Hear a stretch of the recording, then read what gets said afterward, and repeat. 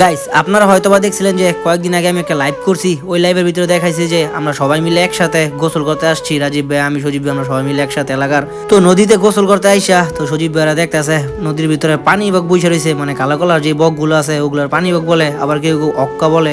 তো দেখেন সজীব ভাই কি এক পদ্ধতি বার করছে, মানে কুসকুরির ভিতরে মাথা ঢুকাইয়া যাইতেছে বকটারে ধরতে, দেখতেছে যে পারে কিনা বকটারে ধরতে। তো সজীব ভাই বলতেছে যে তুই দেখিস দেখি ধরতে পারি কিনা, তুই পিছিয়ে থাক, আমি যাইতাছি ধরতে। তো এদিক দিয়ে মিনাজা কইতাছে ভাই দেখো ভাই কি পাইছি ভাই, মুক্তা পাইছি মুক্তা। তো রবিন ভাই বলতাছে দূর বেটা হুদই, তুই এখনো মুক্তা হয় নাই কা, তুই হুদই খুললি কিল্লে খুললি, এটা থাকতে নেই পুইরা। দুইটা পানি বক একসাথে বৈশা রইছে। তো সজীব ভাই আর জিকু ভাই এরা দুইজনে মিল্লা যাইতাছে ধরতে। তো সজীব ভাই জিকু ভাই বলতাছে ভাই আপনি পারতেন না, হুদই যায়েন না, আপনার গিয়ে আর বকটারে খেদাইবেন। আর জিকু ভাই বলতাছে না ভাই আমি যামুই ভাই, আমি ধরমু ভাই, আমি পারমু ধরতে। যাই হোক এখন এরা দুইজনে মিলে একসাথে যাইতাছে বক দুইটারে ধরতে, দেখা যাক পারে কিনা।